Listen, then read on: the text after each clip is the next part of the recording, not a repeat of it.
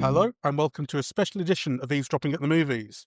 We were invited to the University of Warwick Film and Television Studies Department by Julie Lobalzo Wright, so thank you to her. And we had a conversation that was chaired by James MacDowell, thank you to him. Thank you, yeah. For the benefit of students and staff alike, about the history of the podcast. It's been going now since 2017. We've got 400 odd podcasts under our belt, about where it came from, why we do it, the kind of things that go into making it, our sort of philosophies behind it, all that kind of thing. So it's a kind of state of the podcast in a way for us. We haven't done that in a very long time. And it was great to be able to speak to everyone and have such a kind of receptive and interested audience. Yeah, it was a lot of fun. To whom we're very grateful. So what you'll hear is a conversation that took place between us, James, and the audience. Yes. Well, thank you for coming, those who have. So this is, I imagine this would just be a sort of a free-flowing conversation between Jose Arroyo and Mike Glass about Eavesdropping in the Movies. Their podcast, which I was trying to figure it out online. Did it start in 2017? Yeah, sort of second half of 2017. August was when you came to me and said, "Oh, I want to do a podcast." Oh, right. And we saw a couple of films and sort of tried it out. We saw what was that film with Kumail Nanjiani where he gets cancer, his wife gets cancer. The Big Sick? The Big Sick, that's the one. So we saw that and we did a podcast on that, which I think no one's heard. We kept that to ourselves. I think you might have put it out to your friends on Facebook and said, "What do you think?" And some feedback came back. And then we did another one on Girls Trip. Again, didn't put that one out, but then we started putting them out. I think the first one we did was that Stephen King Gunslinger adaptation. I can't remember what it was called now. I can't remember either. And it wasn't great. Yeah. It was our first foray into not liking Idris Elba on screen, Right. which we've done a lot since. Yes, we want to. You know, he's great on TV. Yeah, but I just can't get him on a big screen, really. Yeah, The Dark Tower. That's what it was called. Oh, that's right. It was all right. How I end up with most of them. It was all right. You know, see if you've got time.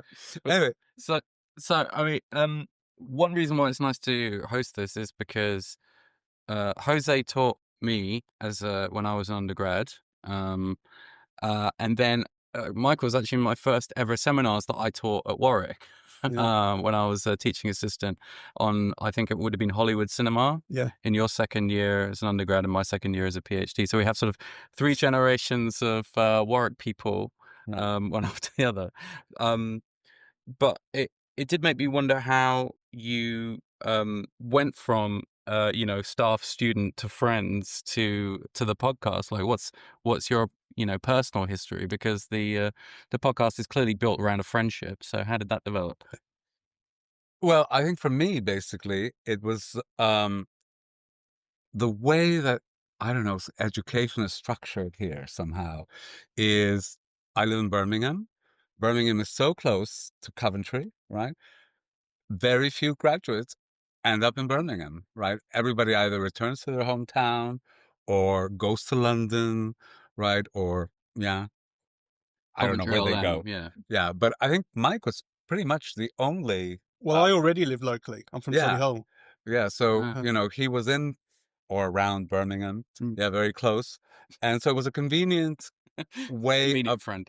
Well, it began by, this desire to see movies with someone, and he's around, right? And then actually I think it developed out of, a continued desire to do that and to talk about movies and so on. I mean, that's really, I think, what made us friends, really.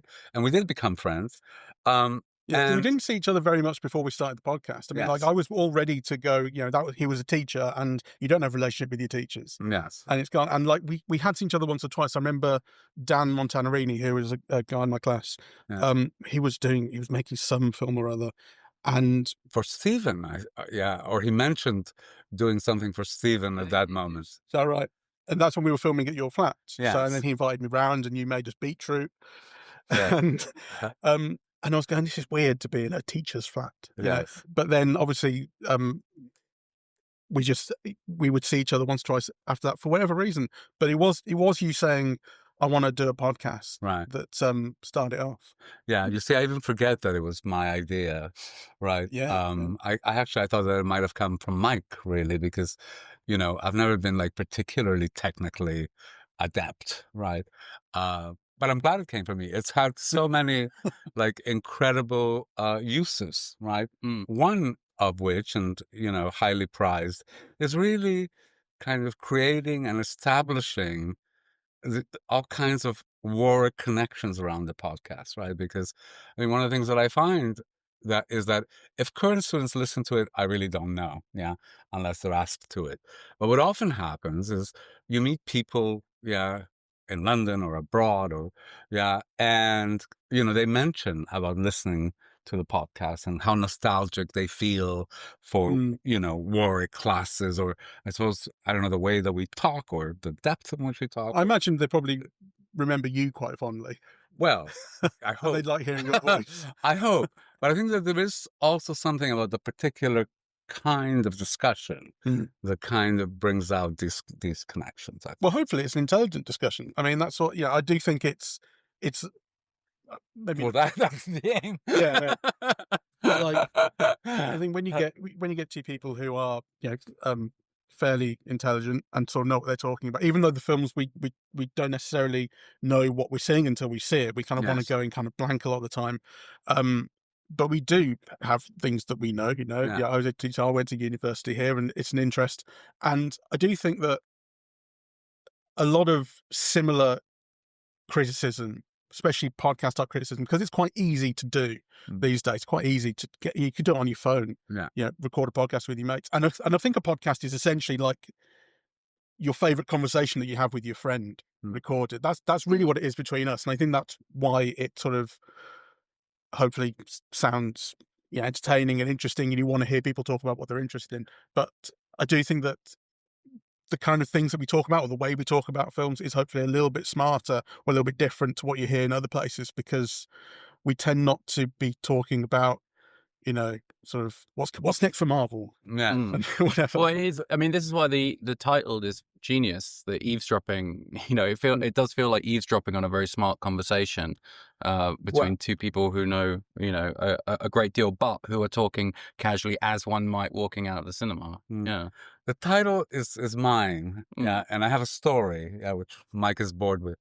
But like I was an immigrant kid who liked to go to the movies, which means I went alone, right? And yeah, it was just that pre-tween moment, really.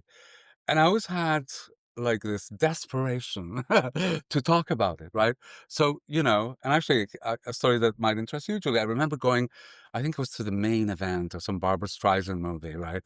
And just eavesdropping on people queuing, right? Kind of, discussing Barbra Streisand before the movie, or, and then actually when leaving the film, because you had no one else to talk to about the film, yeah, it was like this sense of, I don't know, a kind of a longing for a connection, yeah, that you got a hint of by eavesdropping, but also there's something, I don't know, socially transgressive about eavesdropping. You're not meant to, right? So the whole idea of this podcast is that you give permission, yeah, to people listening in, yeah, to conversations that they might like to hear, but not be able to participate in, at least initially. I mean, there's always room for participation in comments or emails or whatever. But that was that's where it came from a personal longing of a lack I once had, right? And which I think I still have. Like, if it wasn't for Mike, the current situation about film going right now is very difficult to get people to go with you. Yeah, if you want to see something, you often go alone or you just miss it, right? So actually kind of, this desire or this longing for conversation, yeah, is kind of where that stems from. Speaking of which, should we listen to a little bit of a clip of an episode? I've got it up on here. I thought it'd be a good idea to have a listen to a bit of an episode. So this is one on, I think I misspelled it on the PowerPoint, I realised. Argyle, So I asked for a recommendation of an episode that Mike felt got into the conversation, sort of critical conversation, quite sort of speedily, and this one definitely does. And it captures exactly, I think, some of the spirit of the intelligent conversation on which one is eavesdropping. So let's listen to like the first 5 minutes or so.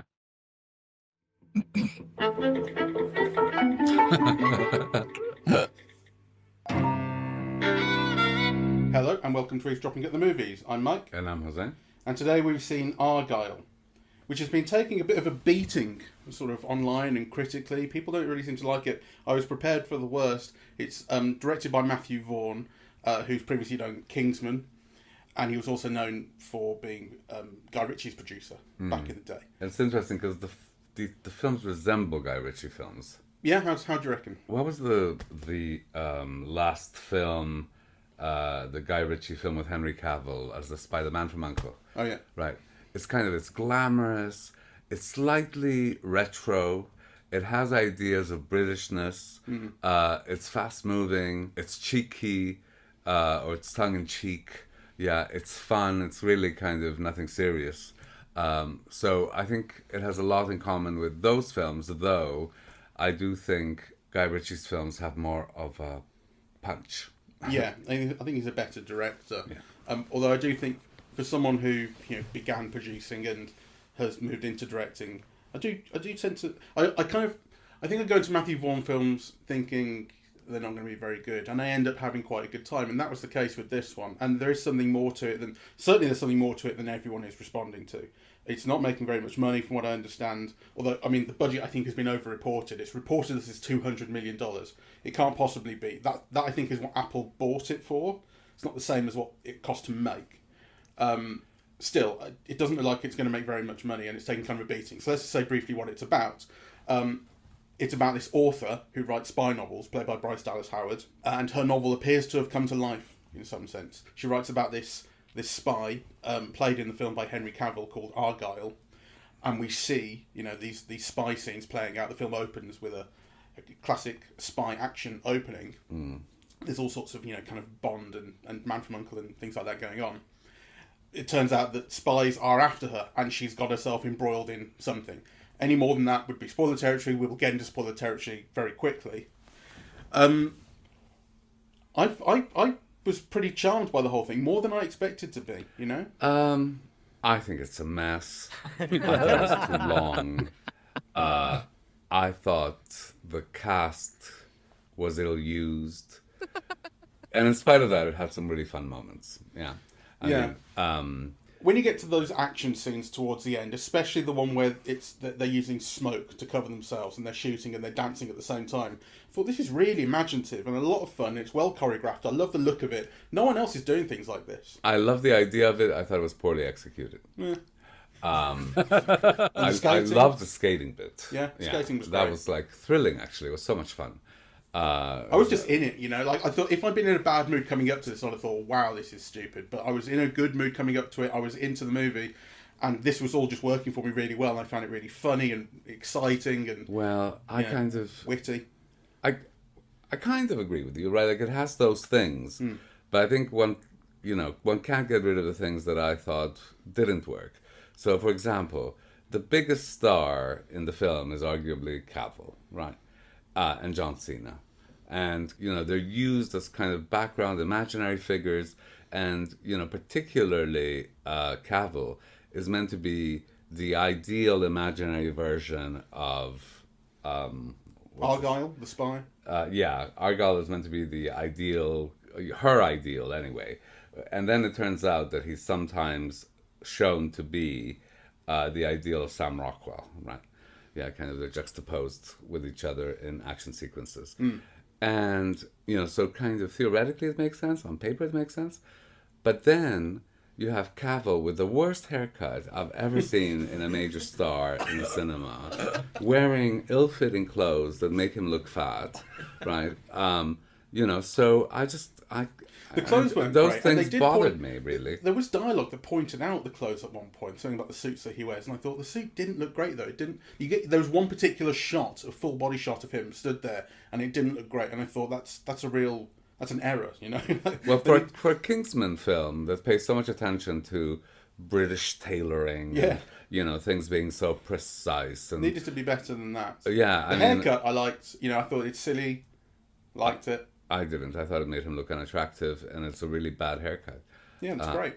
Well, see, I wanted to get to the disagreement about the hair. Well, no, because I think it does capture the way that your conversations are often, they're obviously based in the personal response and pleasure and taste and things like that. But you're always like, you're reaching for kind of context and justifications and challenging each other. You went through like industrial context from the, people seem to be objecting based on its budget, and then you have, well, this is the problem is, in a film that is part of this series. That suit is a problem. That haircut is a problem in this context, Yes. But you're always kind of like pushing at each other to kind of like back up, and you get into specific details in a way that I think often you don't in like more like review kind of podcasts. Like you'll be like, there was this one moment, this one shot where he looked really bad. Yes. And or like you're talking about the smoke, and like you're getting into like these particular moments of style, really. Yeah. I really enjoyed doing that. I mean, that comes naturally to me, and I think to you. Yes. And it comes from having studied here, and it's the kind of thing we would do is close textual analysis. So even though I suppose with the podcast being on YouTube, although they're not filmed, I suppose we could use clips, but then they're also with films that have only just come out. It's not really the way we do it. It's supposed to just be audio, so it's about describing what you've seen and hopefully remembering it accurately enough. Yes. And obviously it's based on one viewing, right? And it's a blind viewing. But I mean, one of the things that I love about Mike is actually that real attention to shots and moving camera and being able to describe what it does, right? So, and I did think that's one of the things that we could provide. I mean, I often had to, because Mike tends to make a joke of everything, but I did often have to insist we are providing things that I think other people aren't or find it difficult to provide, right? Which is like a lifetime of knowledge about cinema. Kind of, you're trying to make it accessible. We could have framed this discussion in different ways. Around narrative, around world building, around the presentation of stars, right? And, found that, so it's a more colloquial language, but that is kind of what we're doing. And what we like to do and what we do think, other people weren't providing. And the forum of the podcast is, as Mike often tells me, it can be as long as we want. Like, kind of, people don't have to listen. Like, we're not making any money out of it, right? So actually, kind of, we're doing what we want, what we like to do. I think kind of we are doing something that is difficult to find elsewhere, which is, why people listen, right? And we have no constraints around that, right? At the same time, we want to make it accessible. And I had another goal, really. Well, two, but which are the same thing. I sometimes think I'm losing my mind and I'm forgetting so many things, right? And that actually the podcast is a record of how you responded to the film, right? And responded kinetically, because we do make a point of not reading anything. Like, I'll often go completely blind, right? So I'm going to the movies with Mike. I have no idea what we're seeing. Right, which is why I sometimes can't remember the title of the film in the podcast. You don't know what you're going to see before you show Very up often Jose doesn't. Very often I'm the one who's picking out this is what I'm saying when, and we were, I okay it with him. We're seeing Argyle at 5:20 and so and he'll go and then but then all he really remembers is I've got to meet him at the cinema at 5:20. That's right. Okay, and then we go to my house directly. We don't talk about what we've seen until we start talking on the mic, right? Like, I'll make coffee or whatever. I'll offer Mike some food. He'll reject it, and then we just sit down and talk. Right? And do you try and not say anything to each other about the film in between leaving the cinema and turning the mic? Yeah. I was going to say, and that must be tricky sometimes. There's always something else to talk about. Some fucking idiot who had his phone on in the cinema. We'll complain about something. But no, it's not too tricky. I mean, it's only a short walk. Well, we tend to drive back to Jose's anyway because I drive into Birmingham. So it's not too tricky to hold off chatting. We know we'll have plenty to say when we get to it. Yes. That is actually something that I like about the podcast is you quite often talk about the cinema going experience itself and like what was the screen like, what were the speakers like, what was the audience like. That was also deliberate because, I don't think we set out to do this, but over time, it kind of became a goal of mine to kind of build up a personal, uh, but nonetheless social archive of film going in the Midlands, right? We've been to every cinema pretty much that existed from the time that we've gone. We've seen some of them closed down. We talk about the projection, whether it's cold, whether, yeah. So for example, a lot of the screenings and events that we podcast on from the Electric, the Electric is now in question, right? So, I think, and now I don't know how many podcasts we've done, but like 450 or something, or I wrote down 441. 441, right? So, yeah, so I do think it is kind of like an archive of Birmingham film going. It's very site specific, right?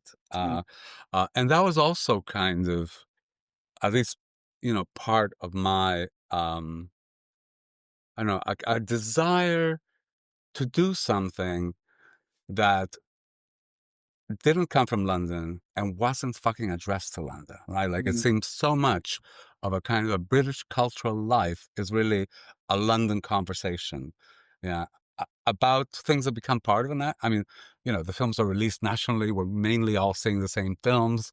Actually, the problem becomes if you're interested in more art cinema or auteur cinema, they often arrive in Birmingham 8 months after London, if at all, right? And not at the biggest cinemas usually. Yeah. I mean, when you talk about being site-specific, it's also site-specific in the sense that we complain about having to go to other cities to see IMAX films. True. Birmingham no longer has one.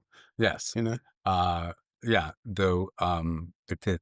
Yeah. So, but anyway, those are also elements that I think I'm glad we've done the podcast because, I mean, those elements are there if somebody at some point wants to do something with those dimensions that are not actually about film criticism or about film reviewing, but are also about the city, about film going in this particular city, right?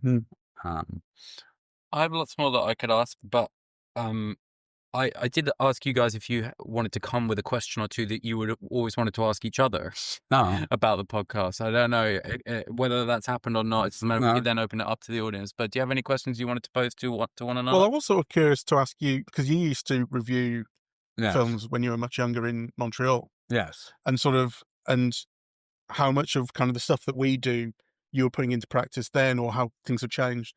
I mean, it's completely different. And actually, and again, one of the reasons why this podcast is so attractive to me, right, is because, and it's no longer like this, but I remember, for example, being very young and very stupid and writing for the McGill Daily and being offered a trip to LA for the launch of 2010 A Space Odyssey, the sequel, right, to A Space Odyssey, and kind of, and turning it down, right, which I would not do now, right, because my thinking then was, well, that's so corrupt, right, like, how can you write something negative if you've just enjoyed a week's vacation in LA at somebody's expense, right, and, how that went against the tenets of journalism and things like that. Right. I mean, I'd probably go and then write a shitty review, which would be, kind of the logical thing to do. But anyway, then I was caught up with those questions. But all of this to say that, there was a whole industry. I mean, I tell this to my students, when you went to review an Almodovar film, you received these glossy press packages, right, with pictures, that you could then use in your publication, with the synopsis, right, with often Almodovar would tell you what his intentions were about the film, what the influences were about the film, and then you'd read these things, and I swear almost all the review would be summarized from the press package, right, and what you'd get is a set of opinions, right. Yeah. So two things. I mean, that is reviewing. It's not necessarily film criticism, right?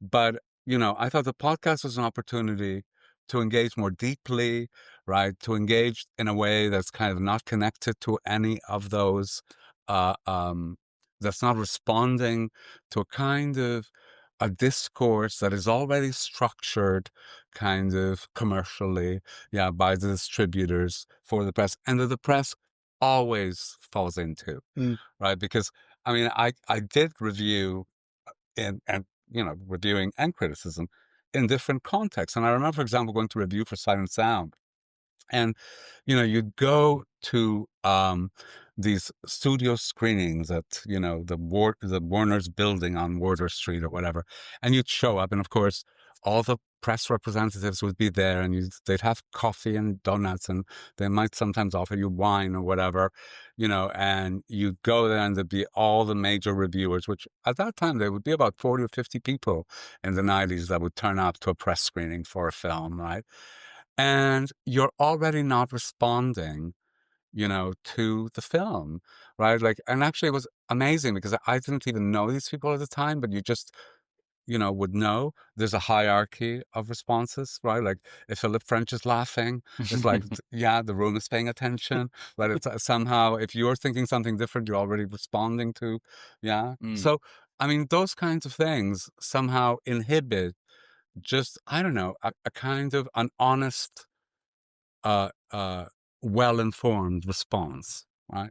So I thought, that was something kind of worth developing, and that the format provided a rare opportunity. Like, you can just do it. Whether people listen or not, that was and is ever the question, really. Like, but that you could bypass it, and put it out in public. Was already something that seemed kind of magical to me, right? That wasn't possible before. I mean, before you'd have to be chosen, and so on, and paid, and wanted, or sought out, or you'd have to make yourself known before you're even put in a position to say something, right? So I'm rambling now. those aspects of context that you're talking about, not being able to be, saying, well, this movie was provided for me, I was given coffee and everything, and that kind of alters your affective view of it. There's lots of elements. I mean, you heard in the clip just now, I was saying in a different mood, I wouldn't have liked this very much. Sure.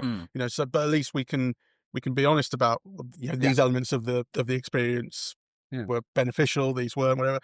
But we get to talk about all of that. I mean, that's some of the stuff that I think is most fun to talk about, because it really is just about your experience. I mean, so much of it is about explaining experience. I think, like, why did I feel like this, and trying to work that out. And some of it will come down to, I was thirsty, but some of it will come down to, this particular shot was framed in this way or whatever. And as long as you can kind of pay attention to, and sometimes we don't. Sometimes you can't remember. I don't know why I felt this, but I just know that I did, and that can be worth kind of making a note of it, making a record of it. You say, like, this made me feel like this at this time, even if I can't quite explain it right now. I enjoy doing that. And like with everything else, I mean, I don't know if you feel this, but if you go to a movie alone and you go home, you've seen the movie, but it's rare. I mean, unless it's a particular kind of film that has a particular kind of effects on you, you often don't think it through. Like, you've experienced it and you've put it aside, right? So I think the podcast is also an opportunity to think things through in a way that you don't normally do, right? Which comes out of dialogue, right? And actually, I think, so many things get done out of friendship, out of shared ideas, and and that's one of the things that, Mike will say something, I hadn't thought about it, and all of a sudden you have a whole series of thoughts on it, right? That would never have occurred to you unless someone had sparked that idea. Number of times I come back and I'm thinking, I don't think I've got anything to say about this film. I can't think of anything. 2 hours later. And then we'll just get going. And so, we have done podcasts that were 2 hours longer, very occasionally. Yes. They're mostly in the sort of 30-minute range, 30, 45-minute range. But we don't limit ourselves on unless we go, oh, we've got another film to go to. Yes. Like our Coco podcast is very short, because I think we had another film to go to, and we could have done another hour on that, because that was such a wonderful film. What was the one we did with your brother? Just recently we did the Bruce list, and that was one where we went to London. That was almost as long as the movie. That was one where we took a trip to London. It was partly because my brother is a crazy movie fan, even more like, and being in London, he gets all the opportunities to see a lot of things that I don't necessarily hear. And he'd already seen the Bruce Willis, and he was like, "You've got to come and see it. It's fantastic." And we saw it on a 70mm screening at the BFI because the film had been shot in VistaVision, so that allowed it to be shown off better than a 35mm screening would have done, or DCP. And actually, one of the things we commented on was that the screening wasn't quite as great as it could have been because the cinema was quite small. But the conversation made the whole thing completely worth. I mean, the film's worth it anyway, but like we could have seen it in Birmingham and had it be worth it. But this conversation was fantastic because he's such a great participant, and when he's got something that he wants to talk about, he's great. But I spent the first 40 minutes of that conversation not saying very much. Yes. And you two were going at it, and it was great. But I was going, man, I don't think I could think anything about this film right now. You know, I don't know what it was. Yes. But I think one of the things that comes out of a conversation, right, is this thing of shared feelings, right? So one of the things about The Brutalist was, when at this moment in the film, I felt this way. Did you? And why do you think it was, right? So kind of there are all these intimations of violation, right, in that film that are never shown, right? And you sometimes think, is it just me? Am I projecting? Right? And as soon as you realize that it becomes a shared thing, then you begin to wonder about how the film conveys that. Right? Yeah. So it is communicating that. It's not just you interpreting that, right? So it becomes a different kind of conversation about the film. And if you hadn't had the discussion, you wouldn't actually have had that evidence to draw upon Yes. in your assessment as you look back on the film. Yeah. In your memory, you might have thought, I wonder if that was just me. Yes. If you didn't have that conversation. But because you did, it's like you've crowdsourced. You've crowdsourced a discovery about some kind of strategy in the film. And you just naturally wouldn't have thought about it as deeply as you would on your own. You might have spent a few minutes thinking about it, gone away, having a conversation. You naturally, as you were saying, kind of you find things to think that you didn't realize you were working on, but it comes out in conversation. And I think the thing that I enjoy the most, or I think is most valuable about the way we talk about films on the podcast, is that it comes out of feeling so much of it. How does it make you feel? Because that's how films operate, right? They're not essays. Yes. They're not. I mean, they want to make you think, and there's documentary and things, but films operate on a level of feeling. It made me feel a certain way. Now, can I interrogate that? And I think a lot of criticism doesn't think about it that way. I mean, a lot of criticism, like professional criticism, is like goes from the press pack and it goes, here are the actors and here's the plot synopsis, and I thought this was good and this was bad. And it's not very in depth, a lot of it. And then a lot of other stuff, it just goes, is it good or is it bad? And I think I kind of slightly struggle to say something is just bad. It's like, I didn't like this, right? That's not the same thing. And why didn't I like it? Why didn't it work for me? Yes. Yeah, it's not the same thing. So I think that might be a limitation in our podcast, in the sense that, I've grown to love theater and I go to it a lot now, but there was a point where I almost kind of didn't trust the experience of theater. It was like, such a job to go see it. And it was so expensive. It was such an event. Yeah, I grew up in Canada and it was just really expensive and so on. But if it wasn't great, I don't know, you felt terrible, right? Whereas film going was always something casual. I mean, the things that I loved about cinema is it doesn't have to be great, right? Like if you love Goldie Hawn, she's in a shitty movie, she'll have 5 wonderful moments. It's worth going to, right? Like, is that, yeah, like, it's that, I think that Buñuel code that, every lousy movie has 5 great minutes, right? And very few kind of, commercial movies have more than 5 great minutes is his argument. I'm more generous with that. I mean, I find lots of things to like, in movies. Movies are not something outrageous or expensive or whatever. We have our Cineworld pass and we'll occasionally go to other things. And, I'm sure it's not the same kind of for young people now, right? But I'm of that generation that, like, movies, the individual movie doesn't have to be great for film going to be a great experience, right? Yeah. It's because you love the medium. I love the medium. It's that cinephilia. It's It like is. you're going to find things because it's just good to watch films. Yes. Which is why I object to watching Netflix films. Yes, which we've had this conversation that's a before. bone of contention. Yeah, because I think what you were just saying to me in the car on the way here, the only causes worth fighting are lost causes, right? We've got to fight for the cinema experience. It's worth going to the That's cinema. true. And that's what I want it to be about. That's true, but I still think we're missing something by not discussing that which people are watching. Maybe. But I mean, really, what on Netflix, in film at least, has lasted? You know? What's made a splash, what's lasted? Bird Box was big for a bit because people were doing the Bird Box challenge on TikTok. Well, there have been other things. I mean, The you know, Irishman. we saw that. We at saw the that cinema. after cinema. Yeah, I was going to say, so you don't mean just films that were produced for Netflix. You mean you won't watch it on Netflix? I'm sort of a bit of both. I mean, when we did the Irishman podcast, there was actually a very long conversation, which I cut down significantly because it got really boring, which was a conversation about how Martin Scorsese had previously spoken about Marvel films not being cinema. Yeah. And this was like a very big news, and people, well, and a lot of Marvel fans got very offended about it. But then he was making a film for Netflix. And Netflix is, like, really, as I see it, anti-cinema. Like, they'll put their films in the cinema because they have to, because that's what gets them a bit of legitimacy and eligibility for awards and things. But they don't. But they're a streaming company. They don't want to be in cinemas, really. And so I was saying, does that go against? He's saying this isn't cinema, and it's sort of implying. I don't think he really stated implying it's not to be respected on the same level as what I really respect. But he's then taking money from a company which is trying to kill cinema, really. And then there was a long conversation about, because he disagreed with me completely. Yes. and then actually I cut it down a lot. And then one of our listeners said, you got to cut it down more. It was really boring. So I did. I have one more question maybe before we go to audience questions, which is, like, given that you're sort of talking there a little bit about like what other reviews do differently and so on, I was just curious if you had any models or things that you were either wanting to emulate or avoid in when you were coming up with the idea of the podcast. Like, did you take inspiration from any existing either podcasts or radio or anything in terms of film discussion, and were there any like cliches or things you wanted to avoid and make sure, we don't want to do that kind of show?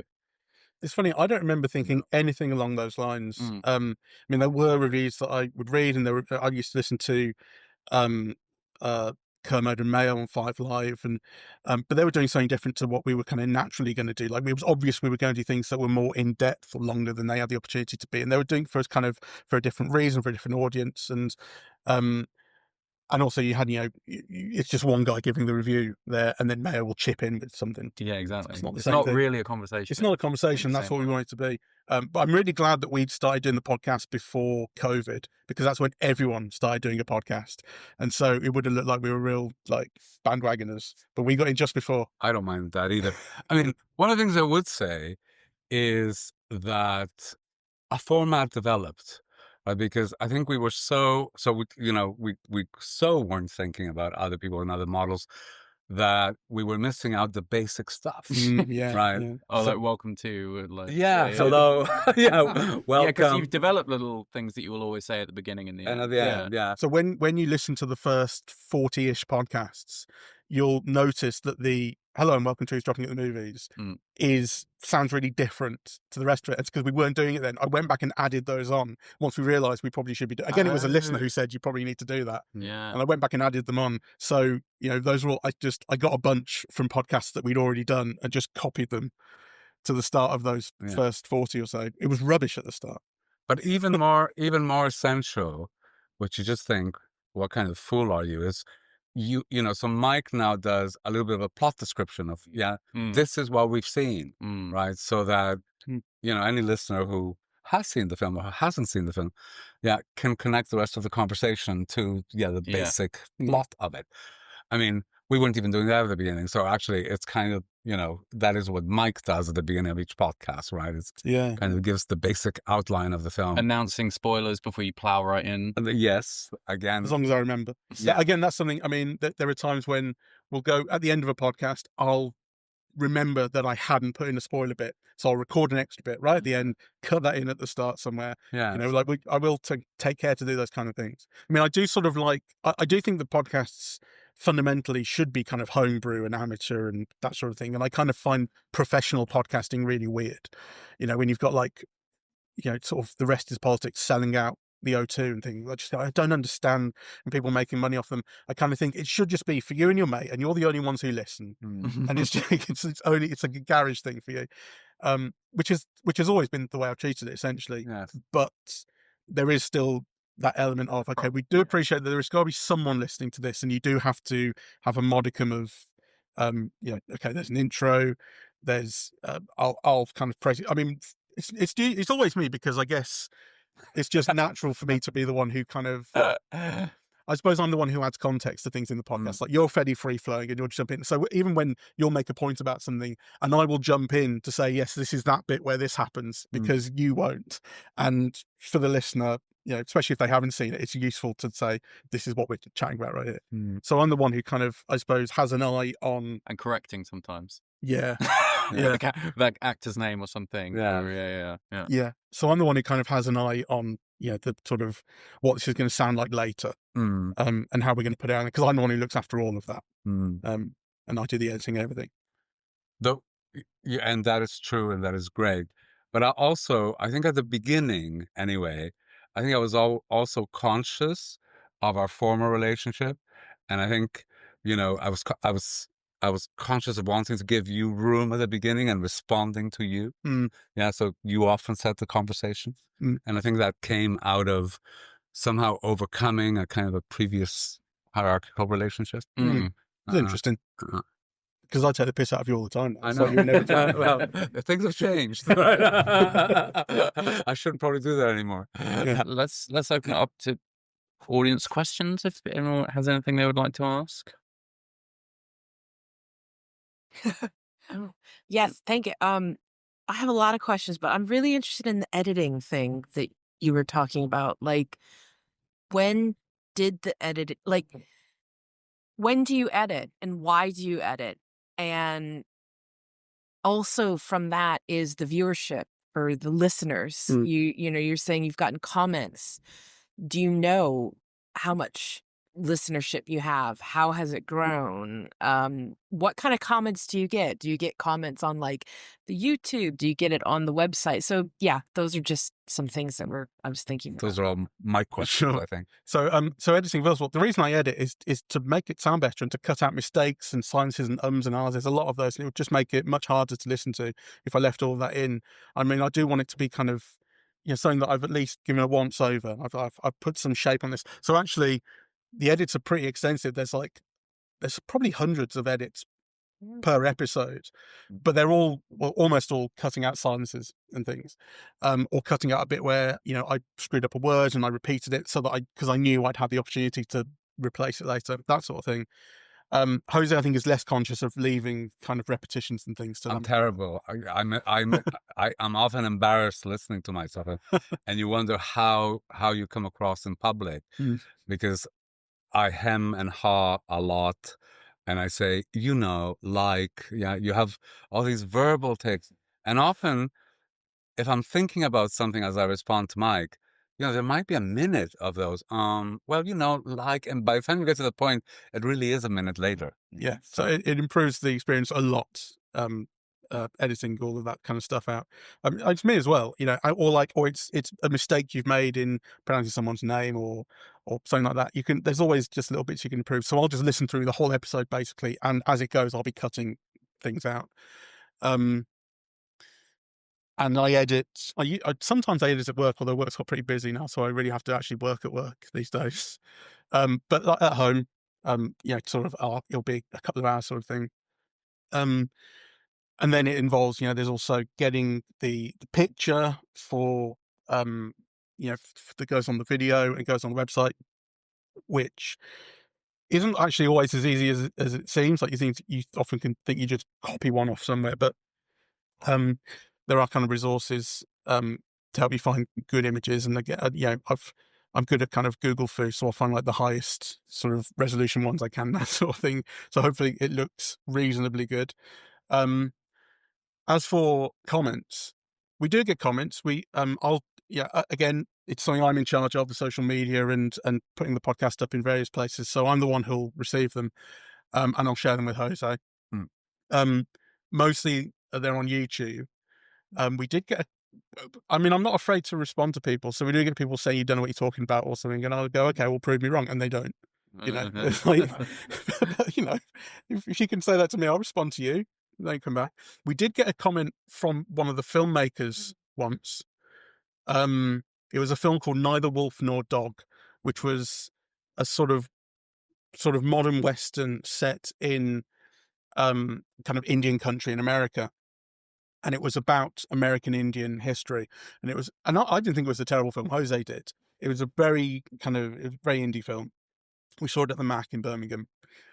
And although I had some positive things to say, you know, I was in agreement about some of the negative things. And one of the kind of key issues that we had with it was a kind of American Indian story, but told through a white guy's eyes. It's the white guy who goes and meets and learns about American Indian history and things. And there's a really key scene towards the end where this very, very old American Indian, you know, kind of elder, who they're all real guys.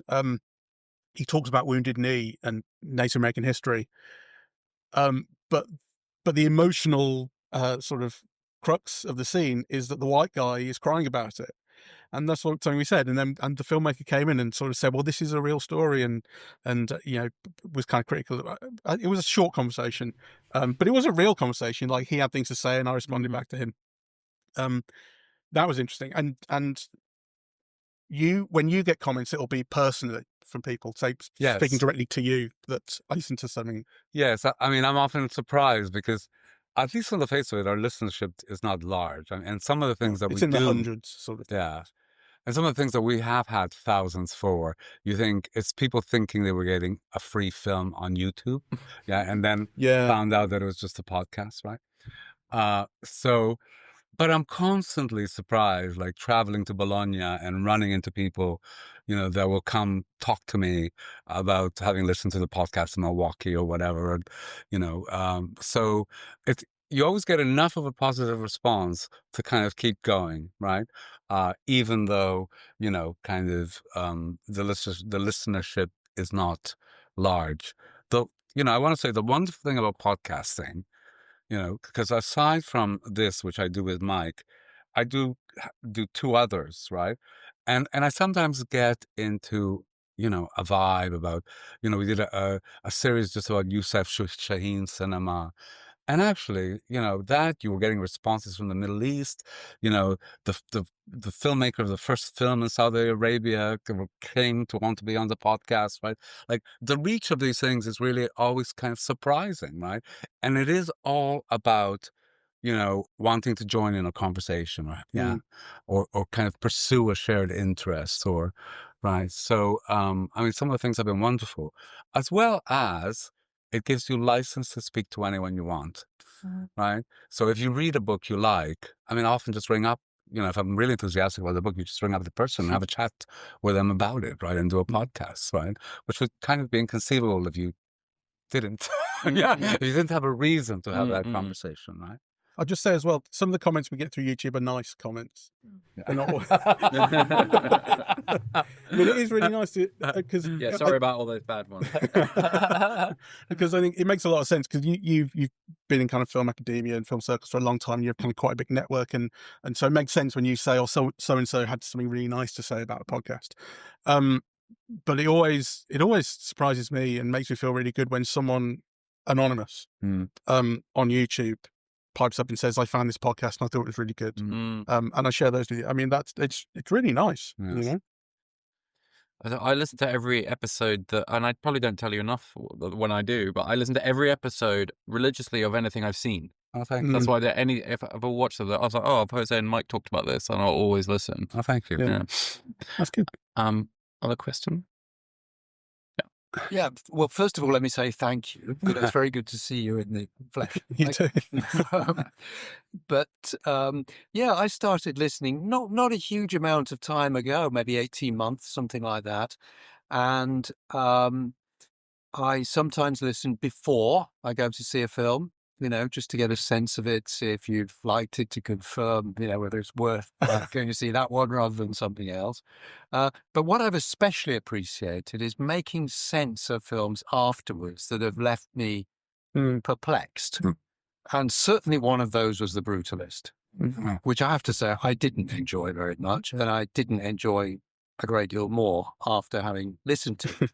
But I did understand it a lot more. Thank you. And I think, having your brother in, Mike, He was brilliant, wasn't he was. He really sort of helped, and highlighting that sort of sub-theme of, violence, allusions to violence, to rape and so on, which you sort of don't necessarily, I didn't properly grasp anyway, watching the film. It made sense. So the film I understood much better. And I think, so I wanted to say, thank you for that principally. And, I was going to ask about the reach, how many people sort of listen and different modes of listening, I suppose. Let me make the question qualitative rather than quantitative, because, I sort of pick and choose. I sometimes go back, if I catch a film on DV, I, see is it in amongst the 400 back there and listen. I almost always listen from start to finish. Wow, thank you. Not dipping in, because I choose a film I want to, hear you talk about. And I would say the interaction of voices is a great thing too, because, I've always said to you, Jose, you have an actor's voice. Oh, thank you. You have a resonant voice, that, Which actor? Works well. But, I mean, Mike, you have a different sort of voice, and that's just the musicality, I would say, of your interactions is something that also, aids the sort of, staying with it. So I think if you had similar voices, similar accents, then, maybe it would become a little, That's interesting. less engaging, perhaps. But I just wondered, to come back to the qualitative question, I mean, do you know much about, the way people use the podcast? How they use it? Are they regular? Do they listen to every episode, or do they dip in? Do they discover you? I don't know, really, to be honest. Like I say, I've seen comments from people who say, I just discovered this, I'm going to go and listen to more. I know people who listen to everyone, but they're like family and friends kind of thing. You kind of generally, I don't really have a sense of how regular people are. It's only really when Jose will say, I met some former student who says they listen every week or whatever, then I'll go, oh, right, I had no idea. So yeah, I can tell you that our most popular, most listened to kind of episodes are on films which you might not expect. Like I suppose we kind of would expect like Endgame or something to have a massive kind of listenership because it's such a massive movie. But the biggest ones have been O Fantasma, which is a Portuguese gay cruising film from 2000 or so. And I think because, what else is there on the internet about that, right? If you search it, you'll probably find our podcast, and you're searching it for a reason. Three Identical Strangers, which was a documentary about three identical triplets. I think people have probably seen it, but again, that seems to be something. Maybe that is one where people go, I think I'm probably going to see the film on YouTube. But they do stick around because I really didn't like the film very much, and then they tend to tell me so afterwards. Those are the kind of films that have the biggest listener numbers, I think, because people have gone out looking for those films to for whatever reason. But even that's, what was it, 18,000 or 20,000 or something? 30 maybe, but it's not loads. That's pretty big. Yeah. Well, I guess, On I YouTube, suppose it like- depends in what context. Like when did we do O Fantasma? 2018 or 19 maybe. So over sort of 6 Just think years. about how many Wow. people you reach with that compared to like an academic article in a journal. Do you know what I mean? Yeah, Like, yeah. seriously. No, I don't turn my nose up at it, but you can't make it. We can't make it the reason that we do it, because if we did, we'd be failures. Yeah. Like the listenership isn't that big. It's a very small niche podcast. It's just for us. It's just for us. It really is. But I think Eavesdropping has a much bigger listenership than, for example, the other things that I do, but if you go through those, like Youssef Shaheen podcasts again, it's like 400 people, right? Like, yeah. And again, initially, and you release it and it's like 50, right? and then kind of a couple of years pass by and you see that it continues to increase. I mean, it doesn't, it does. It's not just the day you release it that it has a listenership. It continues, right? So I don't know. I like that. It doesn't have to be massive, to kind of be interesting to do. Oh, absolutely. It just has to be worth it for its own sake. Yeah. Really. Emma? I'm really interested what you said about going to the cinema in the Midlands, because I recently looked into watching Sinners in IMAX around here, and it was really difficult to work out what was true IMAX. Yes. There's an IMAX in Birmingham NEC, and Well, That's is not there? full IMAX. This is the thing that I go. yeah. I go through this a lot because, and I suppose I'm the more kind of technically minded of the two of us. Yeah. So I'm the one who goes out of my way to try and work out. I ask cinemas, are you showing this in IMAX on film? Are you showing it IMAX digitally? So yeah, in Birmingham we don't have a true IMAX anymore. We did, but we no did. longer do. It was at Millennium Point, and now that's just called the giant screen, and it no longer shows IMAX films, proper full on IMAX. The IMAX sort of licensed cinemas are the ones on Cineworld Broad Street, which is where we normally go, and in the NEC.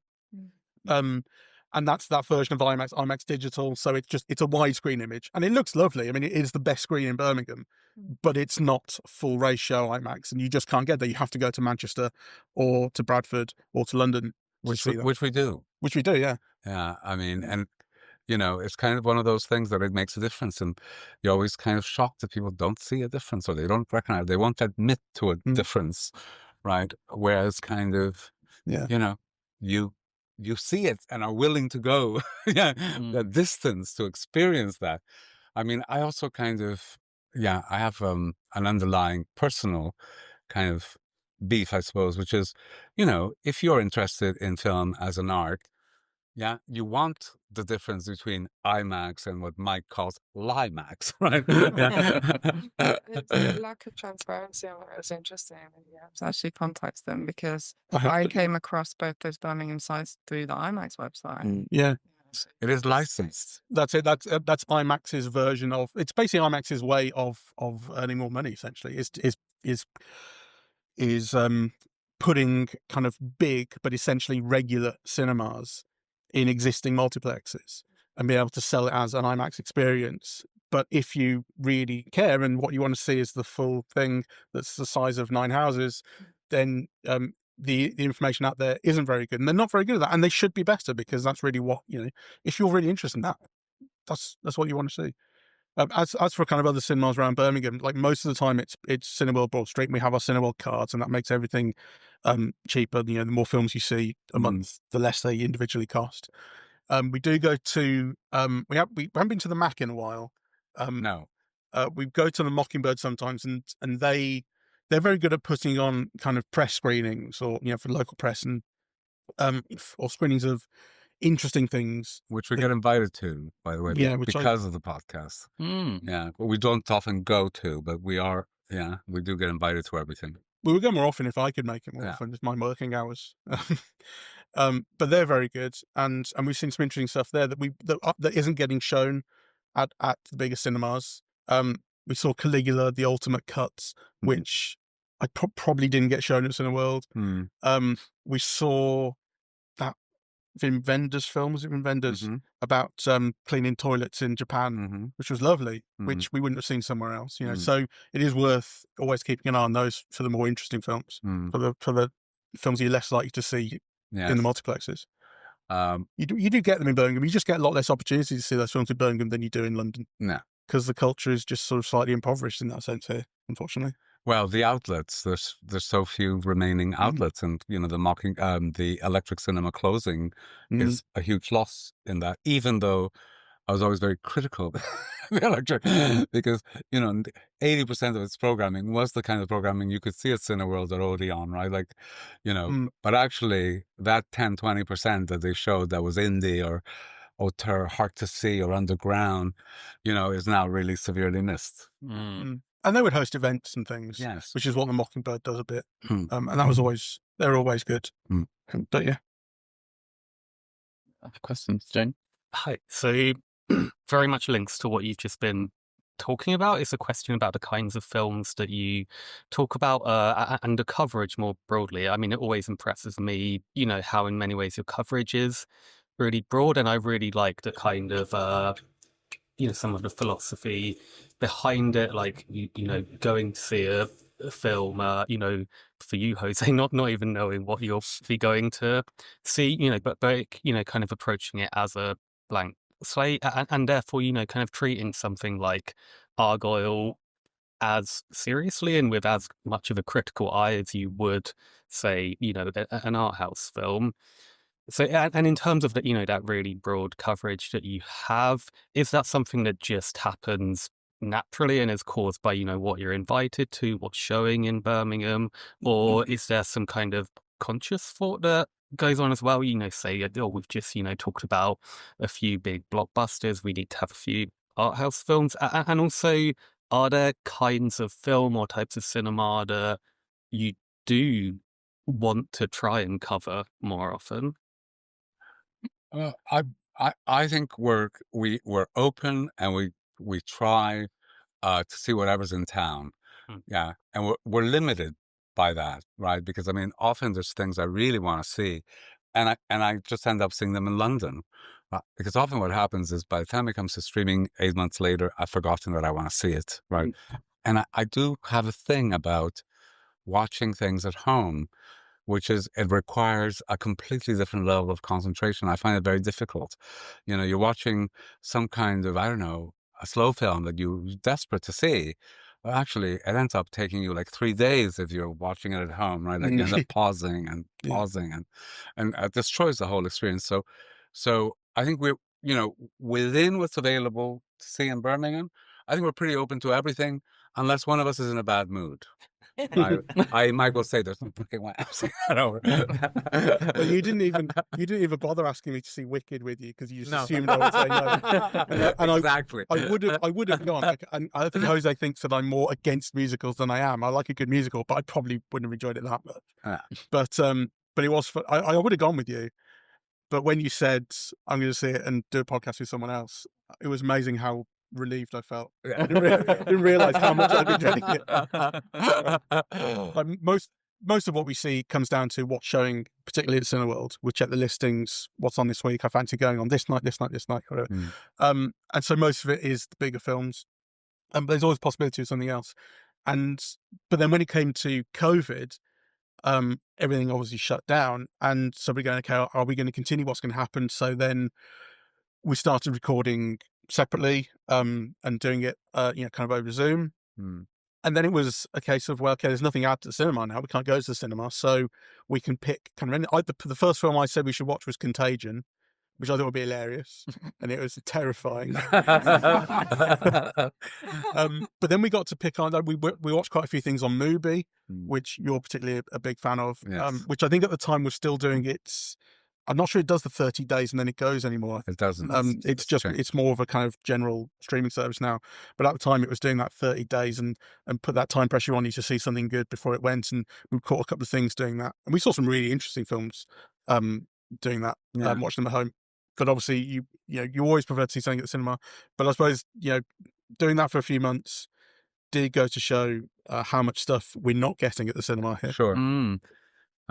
So that's interesting. So you would watch things on streaming when forced to, but it's not something that you've continued in order to be able to see a certain kind of film, because you will be if you're at the mercy of what's coming. You will. There will obviously be films that you'll never get to review. Well, there's also I'd say there is a difference between watching something on streaming and watching something made for streaming.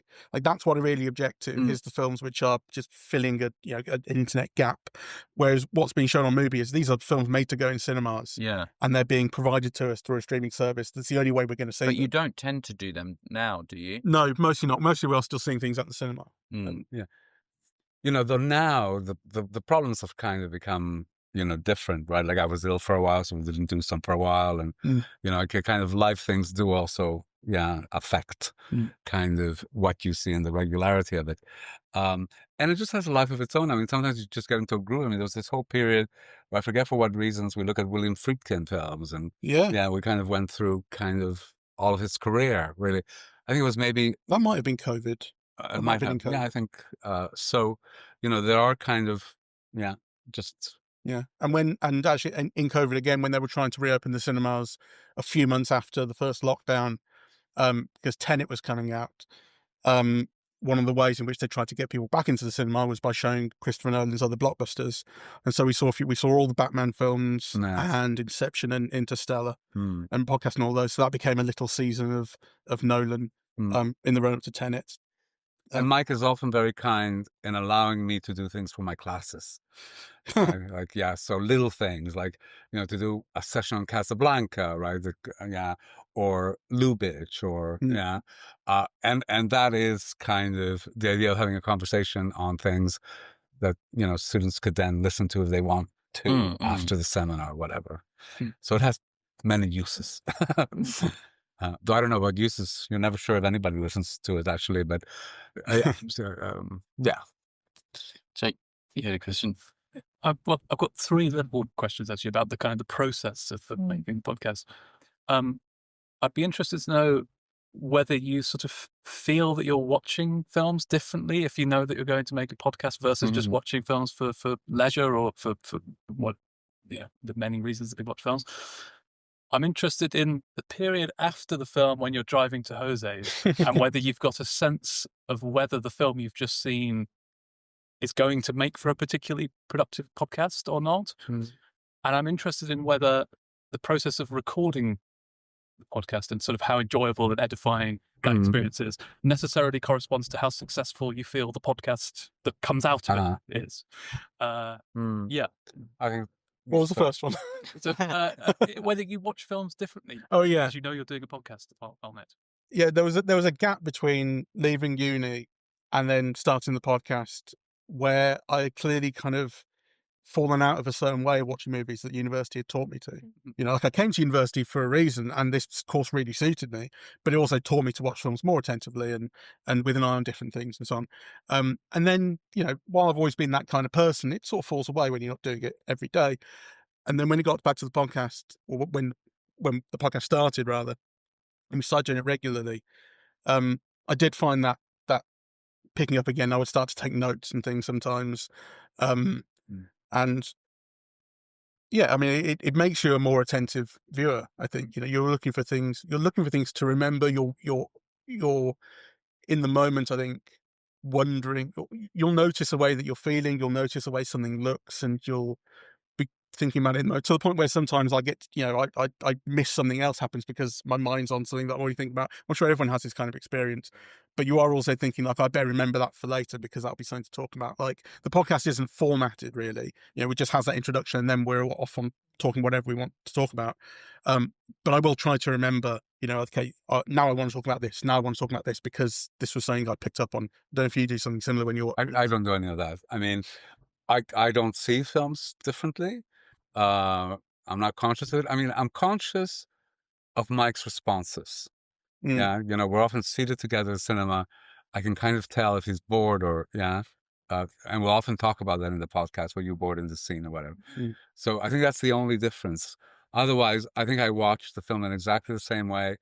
The weird thing about doing a podcast is that once you sit down and begin talking, you forget that you're doing it for public, right? So I think we just have the kind of conversation we'd have naturally. And actually to the point that sometimes you forget and you say something that would prove very embarrassing. And then, so our deal is Mike does the editing and then, I listen to it and I say if there's any changes. I mean, usually I listen to it and 99.9% of the time I don't think there's anything to be changed. Yeah. But there's always that possibility or Mike will have already taken the most embarrassing thing or the thing that might come across as contentious in a way that I didn't intend. Right. So, but actually that's a safety mechanism because I really don't think about that at all. It's just, you're having a conversation. I mean, and sometimes I think the only thing is I sometimes get a bit restless, I want Mike to wrap it up and go home. Yeah, because so I suppose there's that social thing. It always takes place in my house, right? And sometimes by the end of the conversation, you're thinking, I need to get up. I need to have this done. Yeah, I'm doing this tomorrow, right? And I only have an hour left. Yeah, that kind of thing. Yeah. So, but those are mundane. But I'm always going, I've got 4 more things I need to say. Yeah. So that's, a particular dynamic. And it's a good dynamic, actually, because, as I said, I do podcasts with other people, and you notice the difference. It's just a different conversation with somebody else who brings something, to it as well. But it is just very different. I mean, Well, what I would say is, because you do podcasts with other people and you're the host of those, and ours is joints, but in the sense that I do the introduction and the outro, I'm kind of a host in quotes. Yeah, you are, yeah. And as I say, I'm never really out of my head doing it. I'm always got one eye on the computer. I've got one eye on, will this sound good? How are we going to frame this? Yeah. And you are just getting lost in your own thoughts. Or thinking about biscuits or coffee or something. But then when you're doing podcasts and you're the host with other people, do you think about the podcast differently when you're doing it? Yes, I do, but the reason why is, sometimes when I do it with Richard,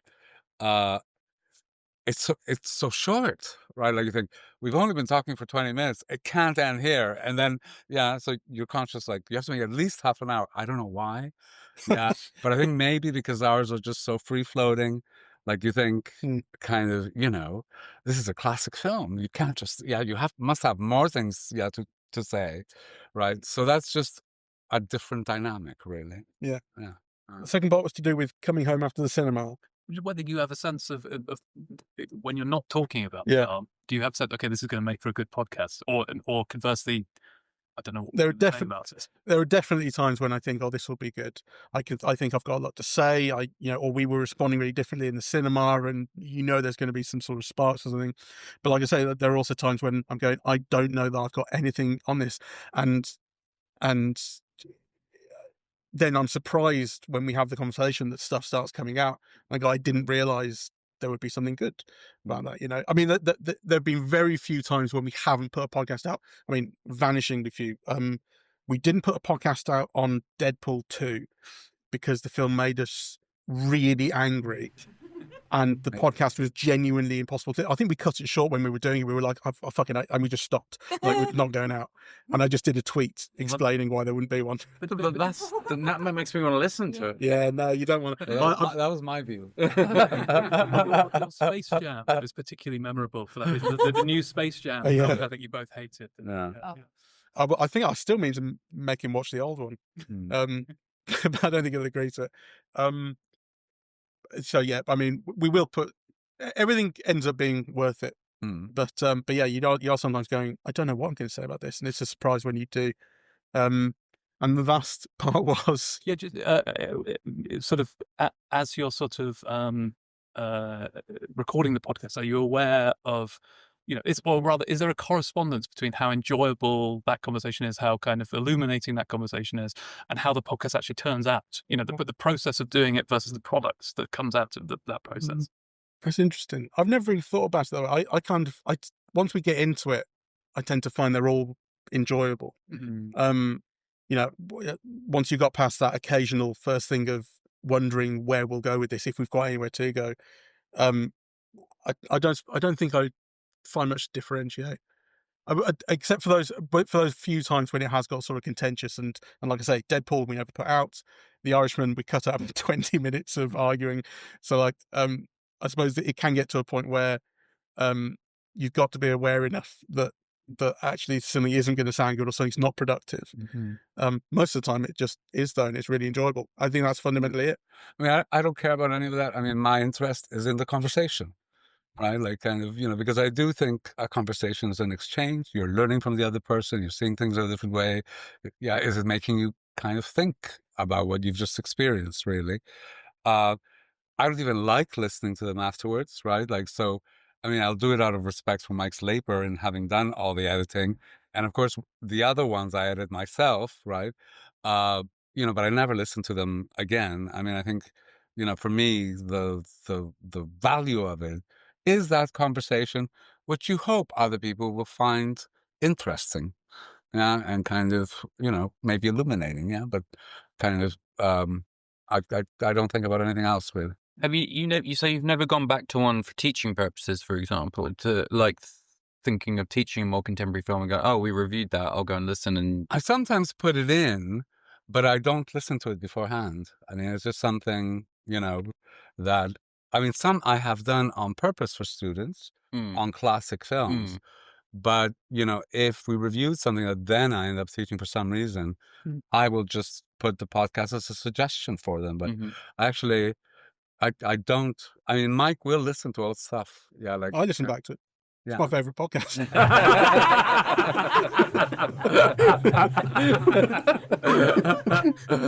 Yeah, I kind of, I sometimes will. So because sometimes I don't even remember that we've podcast on something. So someone will mention a film, I say, oh, I've never heard of it. And then you realize you've done a podcast, right? Like, yeah.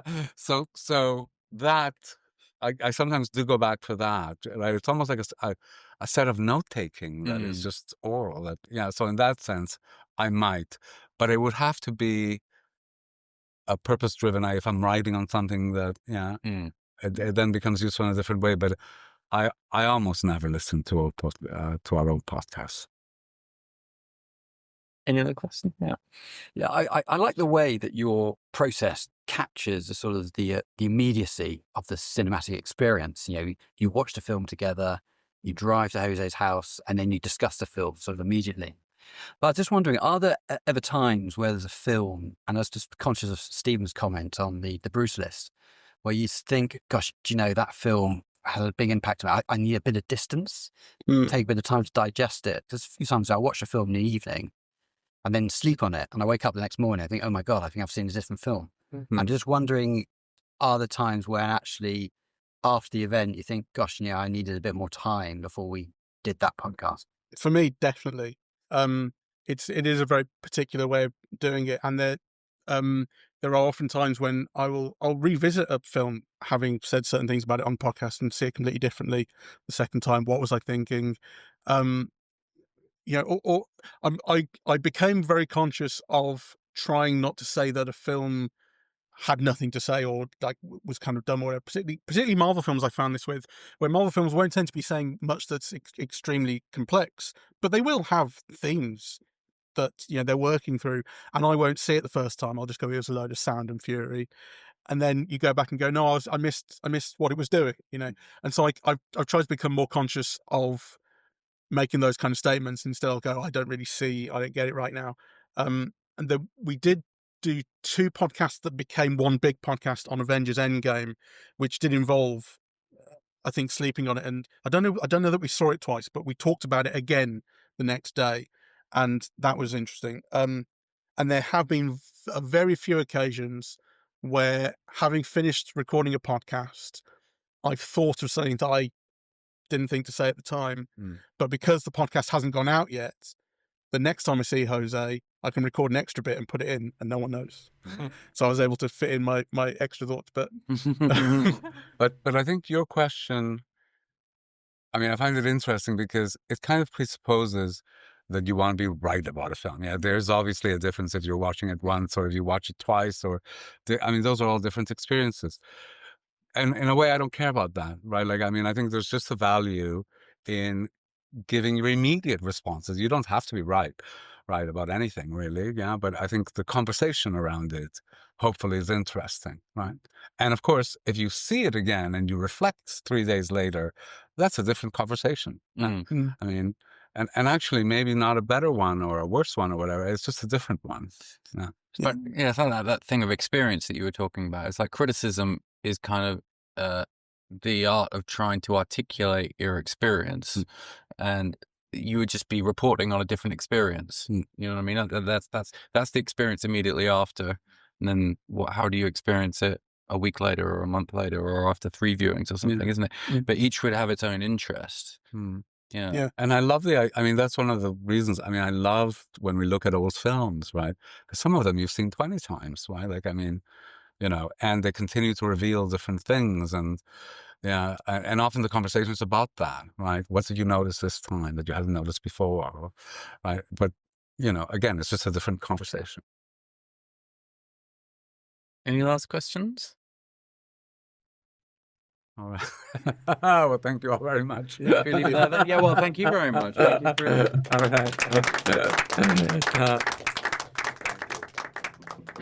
right.